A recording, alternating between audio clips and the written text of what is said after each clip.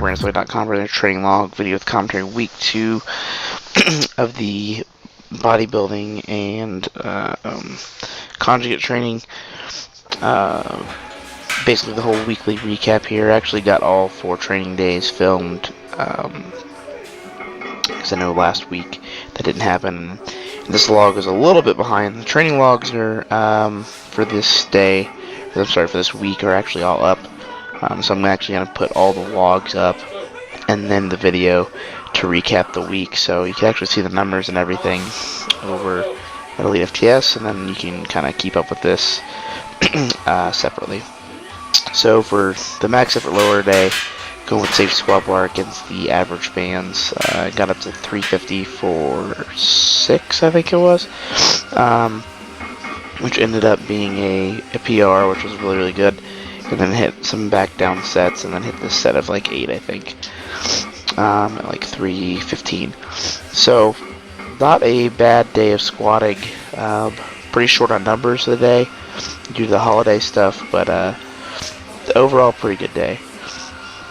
And then hit some pause squats after that with just straight weight. Yeah, that felt really easy after the band work. That's just the way it's designed to be right now. I want to kind of make the first week of using 8s on this relatively easy. Nothing's going to kill me, but still addressing some weak points and stuff, even though I'm not powerlifting at this time. And then some accessory work at the end, which I didn't get a chance to film. And then on Sunday, ended up actually being a really late training day. I opted to take spend the whole day with a girl that I'm talking with, and spend some time with her family, and end up going horseback riding and a bunch of other life stuff. So we came home, and I ended up getting this training session at about 7:30, 8 o'clock at night is when I started. Probably didn't finish probably till almost probably like 9:15. Because I really have to get up. That's pretty late, but I wanted to squeeze it in and get it over with. I knew the training wasn't going to be that difficult, at least in terms of like the amount of total work that I had to do. I just had to get it done. I think I originally wanted to floor press this day, but since I had no spotters or anything, so I was basically doing everything on my own, I just went with some pen floor press with a medium grip to give lots of tricep emphasis against the bands. Ended up going up to PR, a really, really big PR actually. I think I hit 215 for 6, and my best previous for 10 was like 155. So I don't know if that was just because of the max effort work that I had prior, because when I did that set of 10, that was a supplemental movement. But regardless, it's progress. It was a good, easy, safe way to get some max effort training in without having to worry about getting pinned or anything like that. Had some close grip floor pressing to follow that up. This I knew was going to be a little bit lighter. RP was going to be a little bit less. Still, it worked up to like 215, I think, for 8, for a couple sets of 8. Felt rather good. Felt like I could have did more had I had a spot, but the next week I think I'll just go to my floor press and go from there. Then just did my next main tricep movement, considering this is basically a bench day and tricep day. Triceps for the bodybuilding and a little bit of powerlifting specific. Basically did some chain skull crushers with the easy bar. And then this last set here, I just did a drop set, just pulled half the chains from each side, and then kept going. This was actually a really good movement. Felt good on my elbows. Really good tricep contraction, even though it's a pretty heavy tricep dominant movement. It's not something which, I mean, it is an isolation movement, but when you use the easy bar and stuff, the time retention stuff, just you can really beat your elbows up over time, but with the chains, it felt pretty good. Had some other light tricep work and some really, really light upper back rear delt work at the end of that. Then the following day, the following main day anyways, for my dynamic effort day, it was actually really nice outside. It was great weather-wise. Just 10 doubles with the camber bar and the short light bands on box squats. I'm going to keep box squatting, like I said in the other video, on my dynamic days until I get closer to a meet again. Considering I've technically got 3 lower body days, I think using a box on one day is going to help save my hips and kind of let me attack my hamstrings a little more, because I've actually been surprised that My hamstrings have been a little bit more tender up towards my glute ham tie-in. And right now, the goals for me with dynamic effort day is just to maintain my speed. So when I do go back to powerlifting, I don't feel like I'm a step behind. I do know that probably whenever I get closer to like a show, this might actually have to fall out and actually end up being more of a rep effort day. Just because I think the speed may not be there, but we'll have to see how it goes, because my leverages and stuff will change as my weight begins to drop. But I mean, that's pretty much it for the dynamic effort stuff. I worked up to a heavy set of 10 at the end. This is my intensity based week, 295 for a set of 10. That actually felt pretty easy. I probably shut it down 20 pounds early, but considering I'm just jumping back into things, I felt pretty confident with that, and I can make a heavier push in 2 weeks for my top set of 8 whenever I change the bars. Speaking of which, I didn't even really talk about my nutrition. This is my first week of actually running my nutrition from Cliff. I've spoken numerous times that I'm working with Cliff Wilson nutritionally.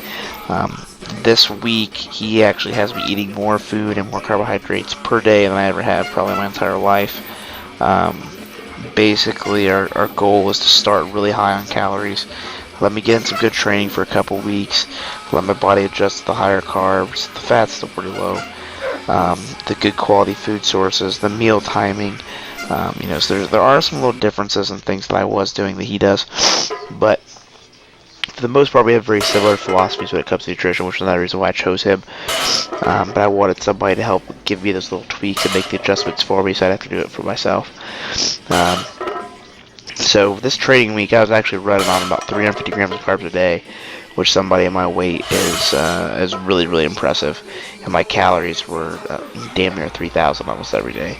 So, but his goal is to give me that high starting point, and then begin to pull food away as I need to. So, we'll see how that goes. I think the next week, I think he's going to pull me back down again already. But he's just wanting to make sure that I'm starting good, my hormones are starting at a good level, my body feels good and strong, because we do know that, my calories are probably going to be damn near half of what I'm eating right now towards the tail end of prep when the carbs are going to be low. So I'm really far out, so really, like I said, it's more of a learning process at this point in time to how he operates things, and he's trying to learn my body and how my body responds well to carbohydrates and the meal timing and things like that. So the first couple weeks will be a little interesting, but I will say that this week's training felt absolutely phenomenal with that kind of food intake. Yes, my weight's up quite a bit. I'm damn near 20 pounds over my weight class, which is the first time in like forever. But given the amount of food and glycogen and everything, and the holidays and everything, I kind of expected that. I do feel confident that, if I wasn't eating literally 600 to 700 calories more per day than what I'm used to, my weight would drop right back down to where it normally was. I think that's what he's trying to prevent, is trying to keep my weight as high as he can and see if I can lean out some of my metabolism adjusts to the higher carbohydrates. And that the higher carbohydrates is going to keep my cortisol down, and there's a lot of good benefits from that. So I'll keep the nutrition update on the training log as well. I kind of chewed up a lot of this was my first week working with him. But I do have a sample day of eating over my log over at Elitefts. Got some good questions and stuff already on that. But as you see, dynamic effort lower, we have the squats, stiff leg deads, or sumo. So safety squat bar, good mornings against bands, some speed bench with the Swiss Spartan chains, close grip PR with like 190 or something like that. 180 or 75, I can't remember.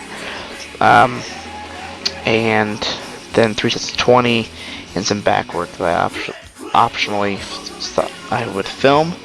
I'm trying to get some more of the accessory work in. It's really hard on Saturdays considering how big of a crew we've got on squat days. Bench days a little bit more manageable.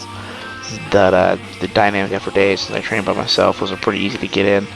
I wish I could get some more filming in of like some of my bodybuilding day stuff, but the rec is a stickler about it. I actually ended up shooting one over on my Instagram account, and I had somebody say something to me already.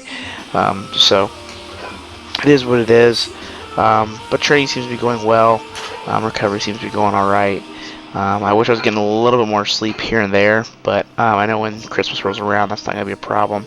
But with all the food as well, I mean, training and everything feels great. So, guess you got any questions about this, just leave them in the comment sections below. But a really good second week of training, and week 3 should be up rather shortly. So, that's all I've got. Thanks for checking in, and you can keep up with the whole training and stuff for the bodybuilding stuff over at Elitefts.com.